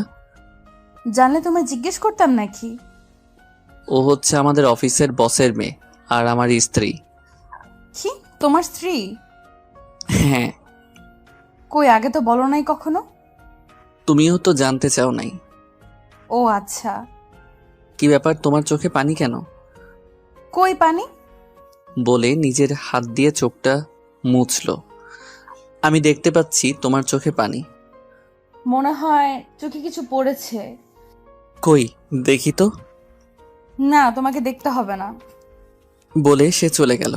অফিস ছুটি হওয়ার পর কোথাও মেঘাকে দেখলাম না। তারপর আমি বাসায় চলে আসি। বাসায় এসে ফ্রেশ হয়ে রান্না করতে যাব, তখনই রিয়া এসে বলে, তোমাকে আজ রান্না করা লাগবে না। তাহলে রাতে খাবো কি? আজ আমি রান্না করছি। কি বলো তুমি? রান্না করা শিখলে কবে? রান্না করতে পারি না, তবে রান্না করার চেষ্টা করছি। সেগুলো কি খাওয়ার মতো হয়েছে? যাও, তোমাকে খাওয়া লাগবে না। আরে আরে, দেখো আবার রাগ করে। দাও, তাড়াতাড়ি খেতে দাও, খুব ক্ষুধা লাগছে। রিয়া মুখে হাসি নিয়ে খাবার বেড়ে দিল। আমি খাবার মুখে দিয়ে দেখি একটা খাবারেও লবণ হয়নি এবং খুব ঝাল হয়েছে। কেমন হয়েছে? খুব ভালো হয়েছে। তুমি এত ভালো রান্না করতে পারো, তাহলে আগে কেন রান্না করো নাই? সত্যি বলছো তুমি? হ্যাঁ। তারপর রিয়া নিজে খেতে বসলো। এই কি করছো তুমি? কেন আমি খাবো না? না, এগুলো তো আমার জন্য রান্না করছো, তাই আমি খাবো। বারে, প্রথমবার রান্না করলাম, খেয়ে দেখতে হবে না কেমন হয়েছে? তারপর আর কি করার, সে খেতে বসলো। খাবার প্রথমে মুখে দিতেই ফেলে দিয়ে পানি পানি বলে চিৎকার করতে লাগলো। আমি তাকে পানি ধরে দিলাম। তারপর সে পানি খেয়ে আমাকে বলল, এত বাজে হয়েছে, তুমি খাচ্ছ কি করে? ছি ছি। তুমি এত ভালোবেসে আমার জন্য প্রথমবার রান্না করছো, এটাই অনেক। রিয়া শুধু আমার মুখের দিকে তাকিয়ে বলল, না, তোমাকে এটা খেতে হবে না, আমি বাইরে থেকে খাবার অর্ডার করছি। না, অর্ডার করলে তোমার জন্য করো, আমি তো আজ এগুলিই খাবো। খাওয়া শেষ করে ঘুমাতে গেলাম। ঘুম থেকে উঠে ফ্রেশ হয়ে বাইরে আসার সাথে সাথে রিয়া আমার দিকে একটা কাগজে মোড়ানো খাম দিয়ে বলে, এটা নাও। কি এটা? আমি কি জানি, এটা একজন লোক এসে দিয়ে গেল, বললো তোমায় দিতে। আমি রিয়ার হাত থেকে খামটা নিয়ে পড়তে লাগলাম।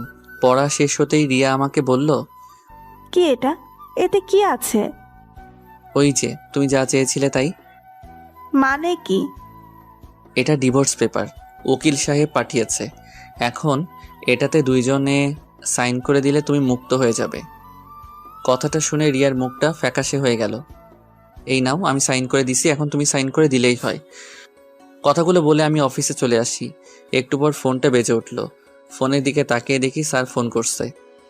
হ্যালো। অভ্র, তুমি এখনই হাসপাতালে চলে আসো। কেন স্যার, কি হয়েছে?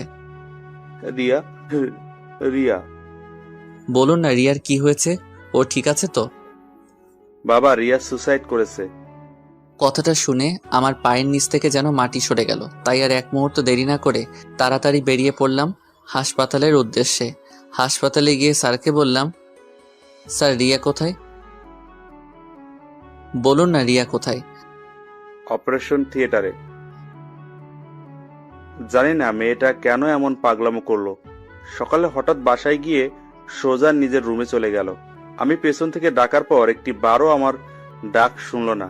পরে আমি ঘরে গিয়ে দেখি সে বিষ খেয়েছে। কথাটা বলে কান্না করতে লাগলো। তারপর আবার বলল, তোমার সাথে কিছু হয়েছে? আসলে পুরো কথাটা আর বলতে পারলাম না। এর মধ্যে ডাক্তার চলে এলো। আমি তাড়াতাড়ি ডাক্তারের কাছে গিয়ে জিজ্ঞাসা করলাম, ডাক্তার ঠিক আছে তো? দেখুন, রোগী এখন ঠিক আছে, একটু পর ওনাকে বেডে দেয়া হবে। ডাক্তার, আমি কি ওর সাথে দেখা করতে পারি? যান, কিন্তু প্লিজ ডাক্তার। আচ্ছা, যান তাহলে।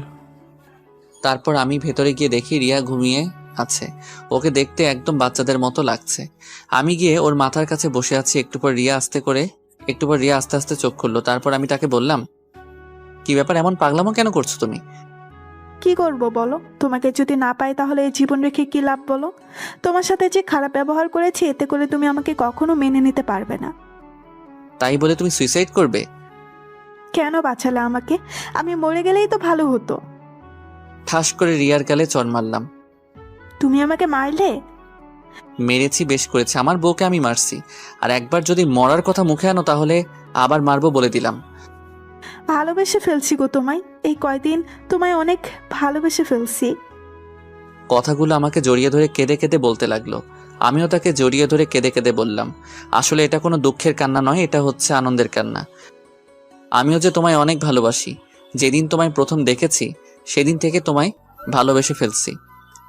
তাহলে ডিভোর্স পেপারে সই করলে কেন? ওটা তো ডিভোর্স পেপার ছিল না। তাহলে? তুমি ভুলে গেছো আজ তোমার জন্মদিন। ওটাতে তোমার জন্মদিনের শুভেচ্ছা কার্ড ছিল, আর তুমি সেটাকে ডিভোর্স পেপার ভেবে সুইসাইড করতে গেছো। তবে রে দুষ্টু, দেখাচ্ছি তোমায় মজা। আরে আরে কি করো, ডাক্তার তোমাকে নড়তে বারণ করছে। তারপর আমি রিয়াকে জড়িয়ে ধরে কপালে ভালোবাসার স্পর্শ এঁকে দিলাম। এর মধ্যে স্যার এসে, আমি কি আসতে পারি? না, এখন কারো আসা যাবে না। আমায় জড়িয়ে ধরে কথাগুলো বলল। এই পাগলি, কি করো, ছাড়ো বলছি। স্যার দেখছে তো। দেখলে দেখুক, আমার স্বামীকে আমি জড়িয়ে ধরছি। ওকে, থাকো তোমরা। 2 দিন পর রিয়াকে নিয়ে বাসায় ফিরলাম। রাতে রিয়াকে বললাম, আমি কি সোফায় শুবো? কি বলো তুমি? সোফায় শুতে চাও? এখনো দাঁড়াও তাহলে। এই বলে আমাকে দৌড়ানি দিল। আমি দৌড় দিয়ে খাটে শুয়ে পড়লাম। রিয়াও আমার বুকে এসে শুয়ে পড়লো। তারপর আমি বললাম, আচ্ছা আমাদের তো বাসরাত হয়নি, চলো না আজ আমরা বাসরাত উদযাপন করি। যাও দুষ্টু কোথাকার। এই বলে লজ্জায় তার মুখটা আমার বুকে সাথে চেপে ধরলো। তারপর আমরা দুইজন মিলে হারিয়ে গেলাম ভালোবাসার অতলে। সকালে রিয়ার ডাকে ঘুম ভাঙলো। দেখলাম সে গোসল করে এসে আয়নার সামনে দাঁড়িয়ে তার চুল শুকাচ্ছে। আমি পেছন থেকে তাকে জড়িয়ে ধরলাম। তাই কি করছো? ছাড়ো বলছি। না, ছাড়তে মন চাইছে না। অফিস নেই আজকে? আজ যেতে মন চাইছে না, মন চাইছে সারাদিন তোমাকে এভাবে জড়িয়ে ধরে থাকি। তা বললে তো হবে না, যাও গিয়ে ফ্রেশ হও, আমি নাস্তা দিচ্ছি। তারপর আর কি করার, ফ্রেশ হতে চলে গেলাম। ফ্রেশ হয়ে এসে নাস্তা করে অফিসে যাওয়ার জন্য বের হতেই রিয়া বলল, এই শোনো, আজ একটু তাড়াতাড়ি ফিরবে কেমন? ওকে মহারানী। এই বলে রিয়ার কপালে ভালোবাসার স্পর্শ এঁকে দিলাম। অফিসে এসে যা শুনতে পাই তার জন্য আমি মোটেও প্রস্তুত ছিলাম না। মেঘা নাকি চাকরি ছেড়ে দিছে। কথা শুনে খুব অবাক হলাম। হঠাৎ কি এমন হলো যার জন্য সে চাকরি ছেড়ে চলে গেছে? এই কথাগুলো ভাবছি, আর এমন সময় দেখলাম মেঘা আমার কেবিনের দিকে আসছে। মেঘা, আমি সব কি শুনছি? তুমি নাকি চাকরি ছেড়ে চলে যাচ্ছ? যা শুনেছেন সত্যি শুনেছেন। এসবের মানে কি? হঠাৎ করে চাকরিটা ছেড়ে দিচ্ছ কেন? আপনার জন্য। আমার জন্যে মানে কি বলছো এসব তুমি? জানেন আমার বাবাকে? আমি কি করে তোমার বাবাকে চিনবো? আমি তো তাকে দেখি নাই। আমার বাবা হচ্ছে এদেশের একজন স্বনামধন্য ব্যবসায়ী। নাম শুনেছেন? হ্যাঁ, তা শুনবো না কেন? তাছাড়া অফিসের একটা কাজে আমার সাথে তার ভালো পরিচয়ও আছে। তার মানে তুমি স্যারের মেয়ে? হ্যাঁ, আপনি ঠিকই ধরেছেন, আমি তার একমাত্র মেয়ে। তাহলে তুমি এই অফিসে চাকরি করছো কেন? শুধু তোমার জন্য। আমার জন্য কেন? তুমি যেদিন প্রথম আমাদের অফিসে গিয়েছিলে সেদিনই আমি তোমাকে দেখি, এবং সেদিন প্রথম দেখাতেই তোমাকে আমার ভালো লাগে, আর এই ভালো লাগা থেকেই আস্তে আস্তে তোমাকে ভালোবেসে ফেলি। এইটুকু বলে থেমে গেল, আর কথাগুলো কেঁদে কেঁদে বলছে। তারপর আবার বলতে শুরু করলো। শুধু তোমার একটি নজর দেখার জন্য তোমার ভালোবাসার টানে এই অফিসে তোমার সহকারী পদে চাকরি নেই, কিন্তু আমি জানতাম না যে আমার ভালোবাসার মানুষটি আগে থেকে অন্য কারো হয়ে আছে। যখন জানলাম তখন নিজেকে শেষ করে দিতে চেয়েছিলাম। যাকে ভালোবাসি তাকে পাবো না যখন, তখন বেঁচে থেকে আর কি লাভ বলো? পরে ভাবলাম আমার ভালোবাসাটা না হয় তোমার আর রিয়ার মাঝেই বেঁচে থাক। কথাগুলো বলেই আমাকে জড়িয়ে ধরলো। আমি এখন কি করব কিছুই বুঝতে পারছি না। ভালোবাসি অভ্র, তোমাকে অনেক ভালোবাসি। তোমাকে ছাড়া যে আমি একটা মুহূর্তও থাকতে পারবো না। আমি তোমার সাথে থাকলে আমি আর নিজেকে ধরে রাখতে পারবো না, তাই আমি এখান থেকে চলে যাচ্ছি। জানি তোমাকে ছাড়া থাকতে কষ্ট হবে, তবুও চেষ্টা করব তোমাকে ছাড়া বেঁচে থাকার। কথাগুলো আমাকে জড়িয়ে ধরে বলছিল, পরে আমাকে ছেড়ে দিয়ে বলে, আর একটা কথা, আমি যদি তোমার মনে কোনো কষ্ট দিয়ে থাকি তাহলে আমাকে মাফ করে দিও, আর ভালো থেকো। কথাটা বলে কাঁদতে কাঁদতে চলে গেল আমার কেবিন থেকে। আর আমি সেখানেই দাঁড়িয়ে আছি। জানি না কখন নিজের অজান্তে চোখে পানি চলে এসেছে। একটু পর রিয়ার ডাকে বাস্তবে ফিরে আসি। কি হয়েছে তোমার? সেই কখন থেকে ডাকছি, কোনো সাড়া নেই তোমার। ও তুমি, তা কখন এলে? এই মাত্রই আসলাম। ও, কি এমন ভাবছিলে যে আমি কখন আসছি তাও বুঝতে পারো নাই? না তেমন কিছু না। তা তুমি হঠাৎ কি মনে করে অফিসে আসলে যে? কেন, আমার আসতে পারুন নাকি? তা হবে কেন? তারপরও আমাকে সম্পূর্ণ কথা বলতে না দিয়ে রিয়া বলল, আমি আসছি আমার মহারাজকে দুপুরের খাবার খাওয়াতে। তাই নাকি? তাহলে তাড়াতাড়ি করো, খুব ক্ষুধা লাগছে। আমি নিজের হাতে তোমার জন্য তৈরি করছি। কি খাওয়ার মতো তৈরি করছো তো, নাকি আগের দিনের মতো? কথাটা শুনে রিয়ার মুখ থেকে মুহূর্তেই হাসি চলে গেল। তারপর আমি তাকে বললাম, কি হলো, খাবার কি দিবে নাকি এমনভাবে দাঁড়িয়ে থাকবে? তারপর রিয়া আস্তে আস্তে আমাকে খাবারগুলো দিল, আর আমার মুখের দিকে কেমন হয়েছে তা জানার জন্য আগ্রহ নিয়ে তাকিয়ে আছে। আমি খাবারটা মুখে দিয়ে দেখলাম, না, আজ খাবারটা অনেক ভালো হয়েছে, যা আপনাদের লিখে বোঝাতে পারবো না। তারপর আমার মনের মাঝে একটু দুষ্টামি করার কথা মাথায় আসলো, তাই আমি রিয়াকে বললাম, এটা কি রান্না করছো তুমি? এটা কোনো মানুষ খেতে পারে? দেখি আমার কাছে আসো তো। আমার কাছে আসতেই রিয়ার গালে একটা কিস করলাম। এটা কি হলো? কেন, তুমি বুঝতে পারো নাই? তুমি আমাকে কিস করলে কেন? বারে, তুমি আমার জন্য এত ভালো রান্না করে আনছো, সেই পুরস্কার হিসেবে কিছু তো তোমাকে দিতে হয়, তাই দিলাম আর কি। তাহলে তুমি প্রথমে বললে কেন যে ভালো হয়নি? ওটা তো তোমাকে রাগানোর জন্য বলেছিলাম। তবে রে, যাও, তোমার সাথে আর কোনো কথাই বলবো না। এই রে, মনে হয় বউটা আমার অভিমান করছে। এখন কি করি? তাই বললাম, আমার পাগলিটা কি রাগ করছে? আমি কারো পাগলি না। কে বলছে? তুমি তো শুধু আমারই পাগলি। বললাম তো না। আচ্ছা যাও, তোমার আমার সাথে কথা বলা লাগবে না। তুমি আমার সাথে কথা না বললে আমিও কিছু খাবো না। না খেলে নাই। আচ্ছা ঠিক আছে। কথাটা বলে যে উঠতে যাব, তখনই রিয়া আমার হাতটা ধরে বলে, এই, কোথায় যাও? হ্যাঁ, চুপ করে বসো এখানে। না আমি খাবো না। তুই খাবি না তো তোর শ্বশুর খাবে। ভালো তো, তাহলে তাকেই ডেকে এনে খাওয়াও। আমাদের কথার মাঝে রিয়ার বাবা মানে স্যার এসে হাজির। কাকে ডেকে আনার কথা বলা বলি হচ্ছে? এই তো রিয়া নিজের হাতে রান্না করে আনছে, তো তাই আপনাকেই ডেকে আনার কথা বলা হচ্ছিল। বলো কি, রিয়া মা আবার রান্নাও করতে পারে? হ্যাঁ। তাহলে তো খেতেই হবে। বাবা, তুমিও বসো, আমি তোমাকে খাবার দিচ্ছি। তারপর আমরা সকলে একসাথে দুপুরের খাবার খেলাম। খাওয়া শেষ করে স্যার চলে গেলেন, আর আমি রিয়াকে বললাম, রিয়া, আমার না এখন মিষ্টি খেতে মন চাইছে। এখন মিষ্টি কোথায় পাবো? তুমি চাইলে মিষ্টি খাওয়াতে পারবে। ইশারা করে কথাটা বললাম। এই, একদম না। আমি আস্তে আস্তে রিয়ার কাছে যাচ্ছি, আর সে একটু একটু করে পেঁচাচ্ছে। দেখো, একদম কাছে আসার চেষ্টা করবে না। তারপর রিয়া দেওয়ালের সাথে আটকে গেল। আমি কাছে যেয়ে ওর হাত দুটো চেপে ধরলাম। রিয়ার মুখের দিকে তাকিয়ে দেখি সে দু চোখ বন্ধ করে আছে এবং তার ঠোঁট দুটো কাঁপছে। এরপর আমাদের চার ঠোঁট একসাথে মিশে একাকার হয়ে গেল। আচ্ছা চলো, এখন আমাকে নিয়ে তুমি ঘুরতে যাবে। না, এখন পারবো না, অনেক কাজ বাকি আছে। কি বললে তুমি? তুমি এখন বাসায় যাও, আমরা না হয় অন্য কোনো দিন ঘুরতে যাব, কেমন? না, আজই ঘুরতে যাবে, আর এখনই যাব। দেখো, পাগলামি করে না, এখন ছুটি চাইলে বস ছুটি দিবে না। বাহ, ভালো কথা মনে করিয়ে দিলা তো। অফিসের বসকে তুমি কি তা ভুলে যাচ্ছ? এই রে, কি বলতে কি বলে দিলাম। দেখলাম রিয়া আমার কেবিন থেকে হনহন করে বাইরে চলে গেল। আমি ভাবলাম হয়তোবা রাগ করে বাসায় চলে গেছে। আমার ভাবনাকে ভুল প্রমাণ করে দিয়ে আবারও রিয়ার আগমন, কিন্তু এবার সে একা আসেনি, তার সাথে তার বাবা মানে বসও এসেছে। এসে আমাকে প্রশ্ন, কি ব্যাপার অভ্র, তোমার কি এমন কাজের চাপ?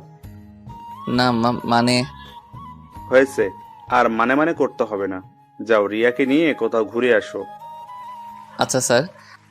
আমি রিয়ার দিকে তাকিয়ে দেখি রিয়া মিটমিট করে হাসতেছে। আর শোনো, যত কাজই থাকুক না কেন, আমার রিয়া মা ডাকার সাথে সাথেই চলে যাবে কিন্তু। এই কথা বলে স্যার চলে গেলেন। তারপর রিয়া আমার কাছে এসে বলে, কি এবার যাওয়া যাবে নাকি আবারও বাবাকে ডাকতে হবে? এই না না, ডাকতে হবে না, চলো যাচ্ছি। তারপর আমরা দুইজন অফিসের সামনে দাঁড়িয়ে আছি। যাও, রিক্সা ডাকো।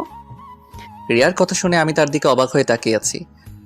কি হল, এমন করে তাকিয়ে আছো কেন? বললাম না রিক্সা ডাকতে। তুমি যাবে রিক্সায়? হ্যাঁ যাব। কেন, কি হয়েছে? তোমার না রিক্সায় উঠতে ভালো লাগে না? এখন ভালো লাগে। তুমি কি ডাকবে নাকি আমিই ডাকবো? এই না না, ডাকছি, তুমি একটু দাঁড়াও। তারপর আমরা দুইজন রিক্সাতে করে একটা পার্কের উদ্দেশ্যে যাচ্ছি, আর রিয়া আমার একটা হাত ধরে কাঁধে মাথা দিয়ে আছে। অফিসের পোশাক পরে কেউ ঘুরতে বের হয়? কেন, কি হয়েছে? এতে আমাকে দেখতে আরো খারাপ লাগছে। আমি তো এটাই চাই। কেন? তুমি যে সুন্দর, তারপর যদি একটু ভালো পোশাক পরে আসো, তাহলে তো সব মেয়েরাই তোমার দিকে তাকিয়ে থাকবে। তার জন্য এই পোশাকে পার্কে যাব? হ্যাঁ যাবে। আর এখন কথা না বলে রিক্সা থেকে নামো। রিক্সা থেকে নেমে আমরা দুইজন পার্কে একটা নির্জন জায়গায় গিয়ে বসি। একটু পর হঠাৎ করে রিয়া উঠে হাঁটা শুরু করলো এবং আমাকে বলল, চলো এখান থেকে। কেন, থাকি না, একটু জায়গাটা কি সুন্দর। তোমার কাছে তো সুন্দর লাগবেই, মেয়েরা যে তোমার দিকে তাকিয়ে আছে, এই জন্য থাকতে চাচ্ছ, তাই না? আরে কোথায় কোন মেয়ে তাকিয়ে আছে? হইছে, আর নাকামো করতে হবে না। কথাটা বলে রিয়া হাঁটতে শুরু করলো, আর আমিও তার পিছু পিছু ছুটছি। আর আমার বউটা কি রাগ করছে? বাহ, আমার বউকে রাগলে এত সুন্দর দেখায় জানতাম না তো। তাহলে আরো আগে এমন রাগাতাম। এবারও রিয়া কিছু বলছে না, চুপ করে শুধু হাঁটতেছে।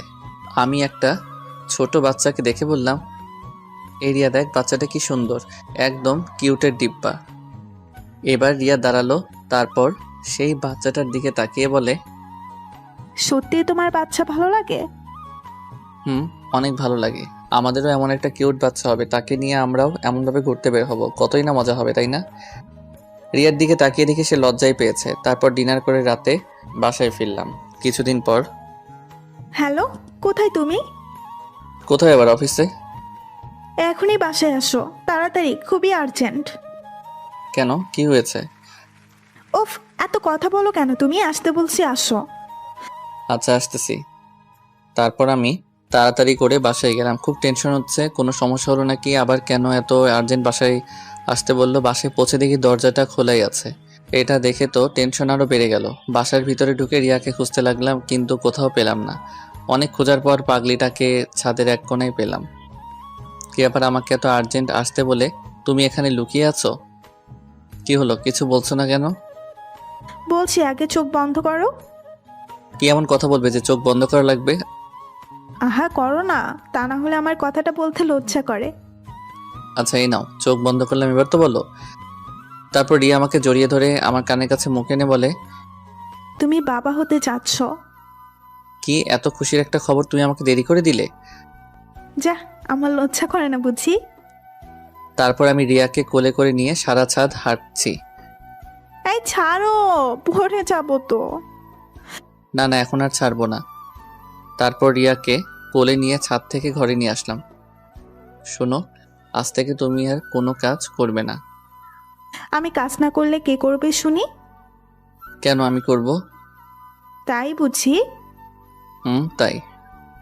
ওরে আমার জামাইটা রে, সে নাকি সব কাজ করবে। 5 বছর পর একটা পার্কে আমি আর আমার 5 বছরের মেয়ে নীলাকে নিয়ে বসে আছি। বাবা, আইসক্রিম কিনে এনে দাও। আমার মামুনিটা আইসক্রিম খাবে, আমি এক্ষুনি এনে দিচ্ছি। হ্যাঁ, যাও নিয়ে আসো। তাহলে তুমি এখানে বসো কেমন, আমি এই যাব আর আসবো। আচ্ছা, তাড়াতাড়ি আসবে। তারপর আমি আইসক্রিম নিয়ে আসছি। দূর থেকে দেখি নীলার পাশে কে যেন বসে আছে, চেহারা ঠিক বোঝা যাচ্ছে না। আমি কাছে আসতে বড় ধরনের একটা শক খেলাম। দেখি মেঘা। মেঘাও আমাকে দেখে অবাক হলো। কেমন আছো অব্র?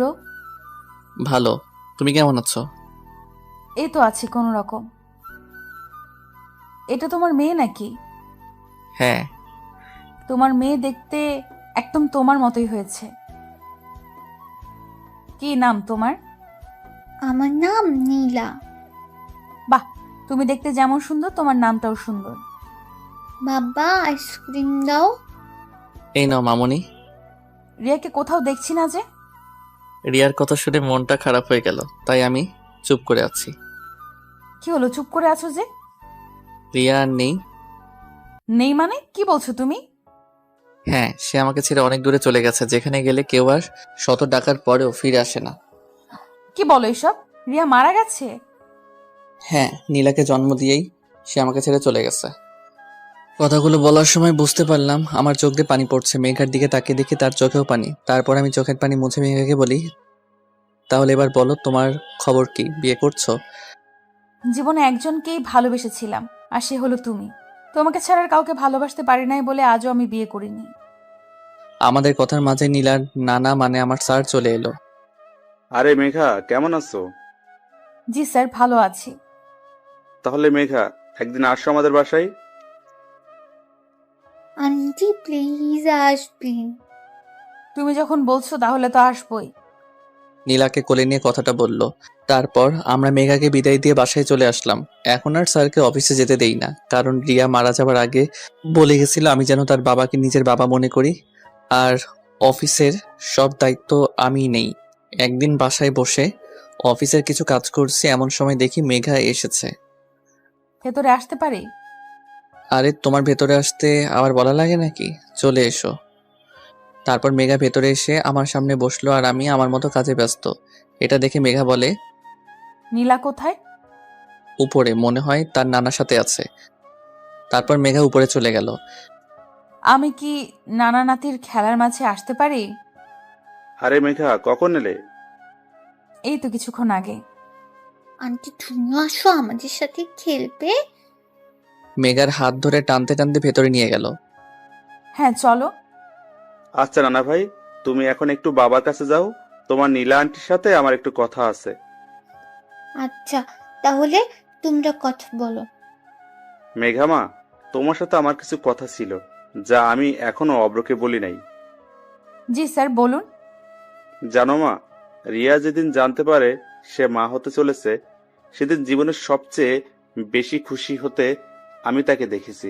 অব্রকে কিছুদিন কাজের জন্য বাইরে যেতে হয়েছে, তাই রিয়াকে আমার বাসায় রেখে আসে।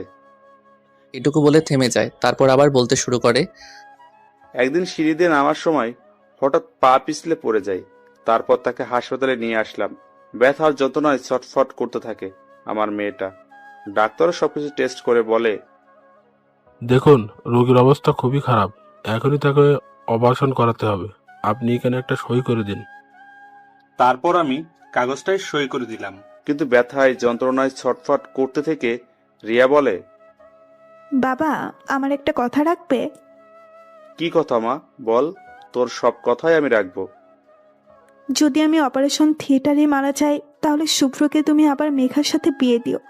মেঘা শুভ্রকে খুব ভালোবাসে। না মা, তুই চুপ কর, দেখিস তোর কিছুই হবে না। না বাবা, তুমি কথা দাও শুভ্রকে তুমি মেঘার সাথে বিয়ে দিবে। বাবা দেখো, আমার এমনই কপাল, আফ্রোকেও শেষবারের মতো একটিবার চোখের দেখাও দেখতে পারলাম না। না মা, তুই অভ্রকে দেখবি। আমি ওকে ফোন দিচ্ছি, ও আসছে বলেছে। এরপর রিয়াকে অপারেশন থিয়েটারে নিয়ে যাওয়া হয়। এর মধ্যে অভ্র চলে আসে। এসেই আমার রিয়ার এখন কি অবস্থা? ডাক্তার ওকে অপারেশন করতে নিয়ে গেছে, তুমি কোনো টেনশন করো না। কিছুক্ষণ পর অপারেশন থিয়েটার থেকে ডাক্তারকে বেরিয়ে আসে দেখে অভ্র ছুটে যায় তার কাছে। ডাক্তার, আমার রিয়া কেমন আছে? ও ভালো আছে তো? আপনার মেয়ে সন্তান হয়েছে, কিন্তু আমরা অনেক চেষ্টা করেছি, তারপরেও আপনার স্ত্রীকে বাঁচাতে পারিনি। ডাক্তারের মুখে এই কথা শুনে অভ্র নিচে বসে পড়ে, আর আমার যে পুরো পৃথিবীটা উল্টে যায়। আমি অভ্রকে ধরে নিয়ে রিয়ার লাশের পাশে নিয়ে গেলাম। আমার থেকে বেশি কেঁদেছিল ও। তারপর রিয়ার দাফনের কাজ সম্পূর্ণ করা হলো। কি বলবো মা, অভ্রকে আমি ওদিন সবচেয়ে বেশি দুর্বল হতে দেখেছি। আমার থেকে বেশি দুর্বল হয়ে পড়েছিল সে। এখন তুমি বলো মা, তুমি কি আমার রিয়ার শেষ ইচ্ছাটা পূরণ করবে? হ্যাঁ, আমি করব। আমার যে ওর ইচ্ছা পূরণ করতেই হবে। এভাবে মেঘা প্রতিদিন অব্রের বাসায় আসে, আর এই কয়েকদিনে নীলার সাথে তার খুব ভালো সম্পর্ক হয়ে যায়।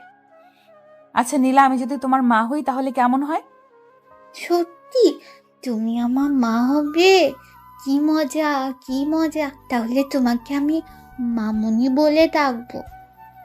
হ্যাঁ, ডাকো। মামুনি। এই কথা বলে মেঘাকে জড়িয়ে ধরে। মেঘাও তেমনি নীলাকে জড়িয়ে ধরে। নীলা? ও ঘুমিয়ে গেছে। ও কিছু না খেয়ে ঘুমিয়ে গেল? না, আমি ওকে খাইয়ে দিয়ে ঘুম পাড়িয়ে দিয়েছি। কি বলো, নীলা খেলো? ও তো আমাকে ছাড়া খায় না। যাই হোক, চলো তোমায় বাসায় দিয়ে আসি। হুম। তারপর মেঘাকে তার বাসায় দিয়ে আসলাম। কিছুদিন হলো মেঘা আর আমাদের বাসায় আসছে না। এর ভিতর নীলার কান্নার আওয়াজ শুনতে পেলাম।